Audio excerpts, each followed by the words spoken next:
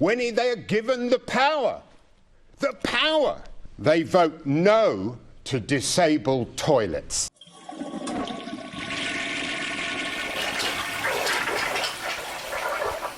The amendment from the City Hall Greens in the name of Caroline Russell will be moved first. So it is back to toilets, and we all know, we all love them, and we all support toilets for bus drivers. The Mayor committed today, when you were talking to him in this chamber, to TfL doing a feasibility study for toilets. But really, a feasibility study. We know we need them.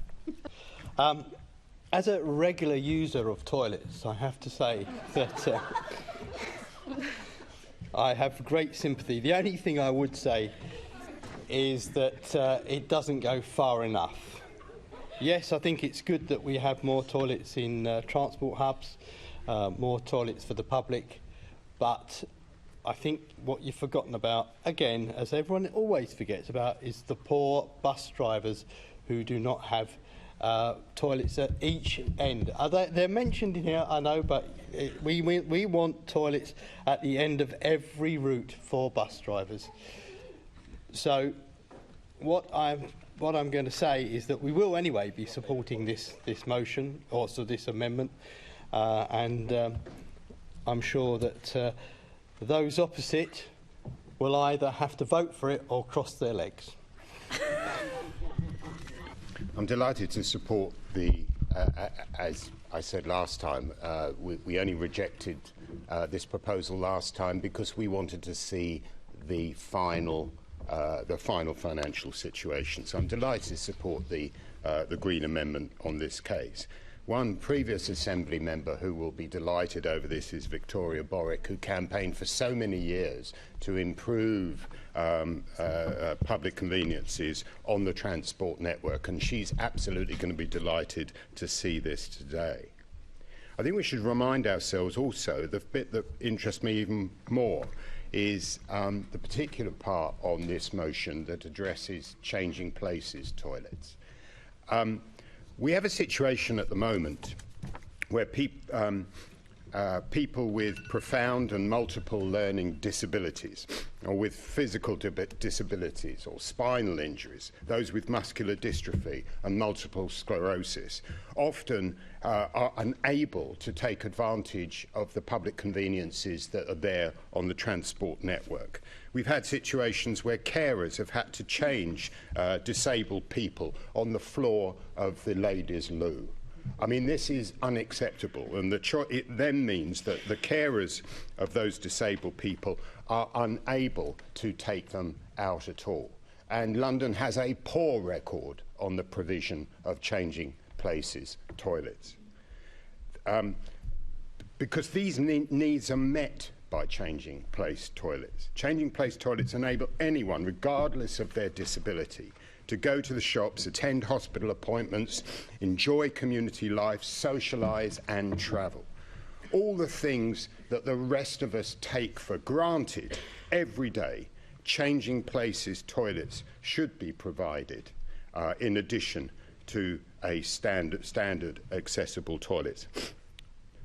This is such a persuasive argument that I don't know what the opposition would be, and if you're going to consider voting against this today, I'd like to hear what that opposition is, because I could not understand why you wouldn't. It's funded, it's achievable, and it will improve the lives of Londoners enormously.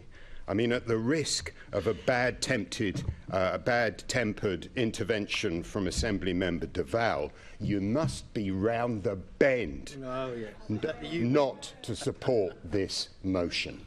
Thank you.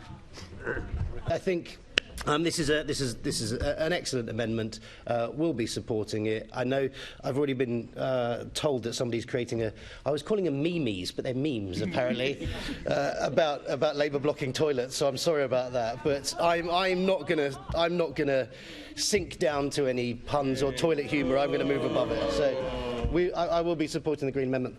Look, how many children can you change in a feasibility study? Now, the time is now. many of us here genuinely have to advocate for people who have very little money. And one of the things growing up in London, people constantly tell you there's free things to do. You can go out for the day. Well, you can't do those things if there's no toilets.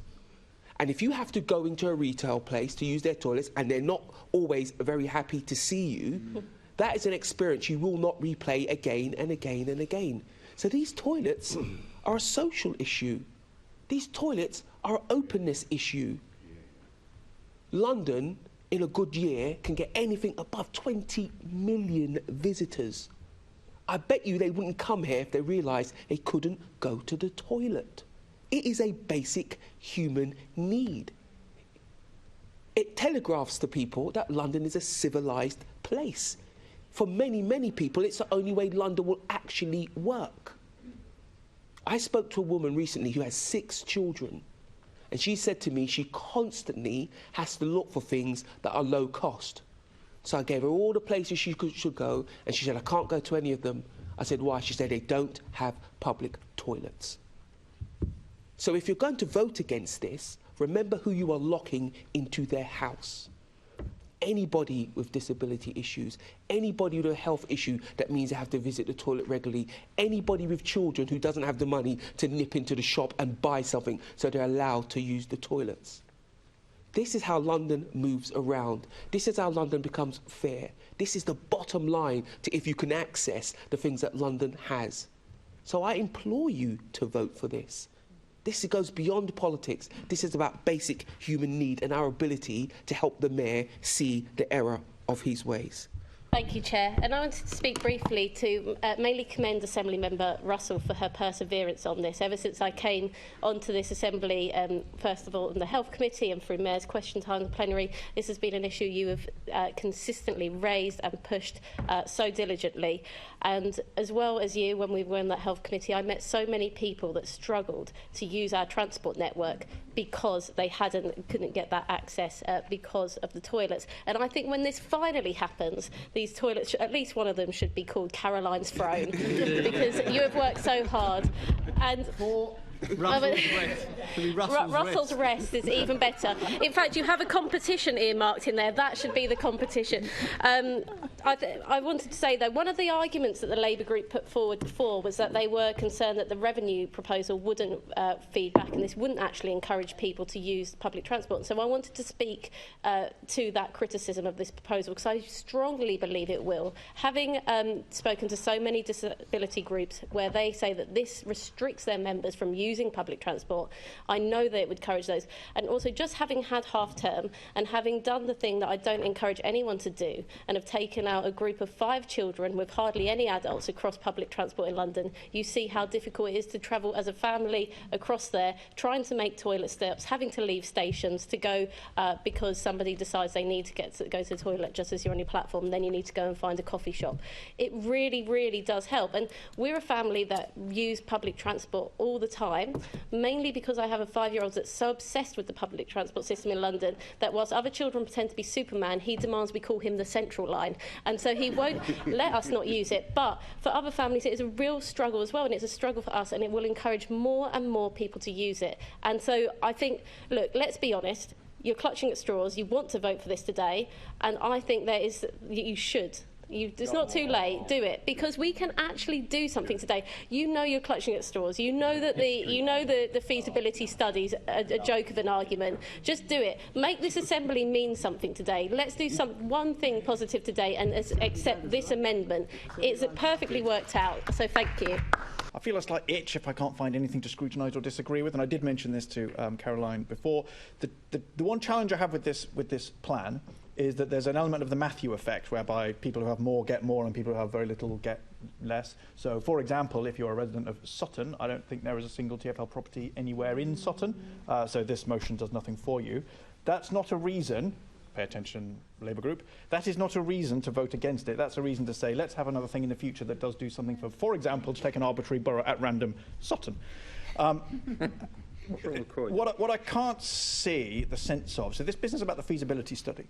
So it's very difficult to justify spending time and money on a feasibility study if there's no budget allocated against the thing you're checking the feasibility of.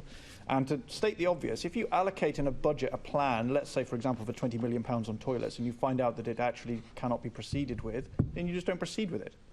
You just don't proceed with it. So the feasibility work would happen naturally as part of the implementation of the plan, which, again, not to reiterate the points made, it is difficult to see how you could vote against the practical measure of more public toilets across London, even if not quite so many as I would like in my patch. So when they have the chance, they vote no to disabled toilets, no to toilets for the disabled. When they are given the power, they say no improvement on scrappage schemes. And yes, with that very same power, they say no to improved bus services in London. But they are going to make a very significant decision here, because they're going to vote yes to writing a letter.